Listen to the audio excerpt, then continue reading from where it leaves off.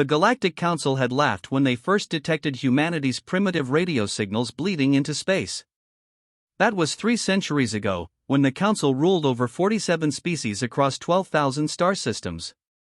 Humanity was noted in their archives as species number 891, a warlike civilization that would likely destroy itself before achieving faster-than-light travel.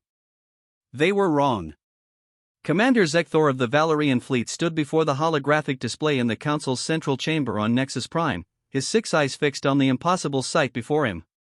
Where there should have been empty space at the edge of the Andromeda sector, there was now a wound in reality itself, a swirling vortex of darkness that seemed to consume light rather than emit it. "Report," he commanded, his translator rendering his clicking mandibles into standard galactic. "The anomaly appeared 17 minutes ago," replied Science Officer Mira, a crystalline being whose body refracted light into rainbow patterns. "Our sensors can't penetrate it. Whatever technology created this, it's beyond our understanding." The council chamber erupted in panicked chatter. For 300 years, they had enjoyed technological superiority across known space. The very idea that something could surpass them was unthinkable. Then the void spoke. Not through radio waves or quantum entanglement, but directly into the minds of every sentient being in the chamber. The voice was human, distinctly, undeniably human, but layered with harmonics that suggested it came from many throats speaking as one. "Greetings, Galactic Council. We are humanity. We've come a long way to meet you." Zekthor's combat instincts screamed danger. He reached for his neural command link, ready to activate the defense grid, but found his limbs wouldn't respond. Nothing would respond. Every system in the chamber had gone dark, yet somehow the holographic display continued to function, now showing a new image. A ship emerged from the void. It wasn't a ship in any conventional sense. It was a geometric impossibility, a structure that seemed to exist in more dimensions than the eye could process. Parts of it flickered in and out of visibility, as if the vessel was only partially anchored in their reality. It dwarfed the Council's largest dreadnoughts the way a mountain dwarfs a grain of sand. "You catalogued us as species number 891, the voice continued, and now the display showed a human figure, or something that had once been human.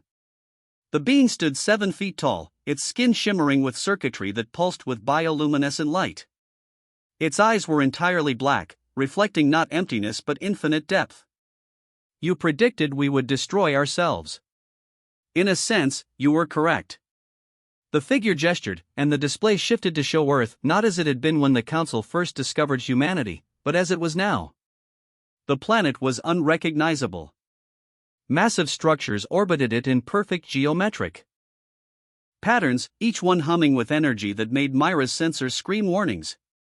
The continents themselves had been reshaped, transformed into circuit-like patterns visible from space. "We did nearly destroy ourselves," the human continued. "Nuclear war, climate collapse, resource depletion, we teetered on the edge of extinction. But in our darkest hour, we made a choice. We evolved beyond the limitations of flesh, beyond the constraints of conventional physics. We merged with our technology, with our artificial intelligences, with the quantum fabric of spacetime itself." Zekthor finally found his voice. "What do you want from us?" The human smiled, and it was the smile of a being that had transcended mortal concerns. "Want? Commander, we don't want anything. We're here to deliver a message, one the Council should have received centuries ago when you first detected our signals." The display shifted again, now showing dozens of similar voids opening across the galaxy near every major Council world, every fleet station, every colonial outpost. From each emerged more of the impossible ships. "You thought we wouldn't come," the human said. "You thought we were too primitive, too divided, too self-destructive. You were content to watch from afar, to study us like laboratory specimens while you debated whether to make first contact or leave us to our fate. You never considered that we might find our own way to the stars." Panic rippled through the Council chamber. Representatives from species that had dominated the galaxy for millennia now cowered before this transformed humanity. "Are you here to conquer us?" asked Ambassador Rilnak, her tentacles writhing with anxiety. "Conquer?" The human laughed, a sound that seemed to echo from multiple dimensions simultaneously. "No, Ambassador. We're here to invite you. The ship began to transform, its impossible geometry reconfiguring into something almost comprehensible. Structures emerged that looked like docking bays, observation decks, research facilities, all built on a scale and with technology that made the Council's finest achievements look like stone tools. We've transcended the limitations that bind you, the human explained. We've learned to manipulate dark energy, to fold spacetime, to exist partially in quantum superposition. We've discovered dimensions of reality you don't even have mathematics to describe. And we're offering to share this knowledge. Zekthor's mind raced. This was first contact, but nothing like anyone had imagined. Humanity had leapfrogged the entire Galactic Council in the span of 3 centuries, a blink of an eye in cosmic terms. Why, he asked. If you're so far beyond us, why share anything?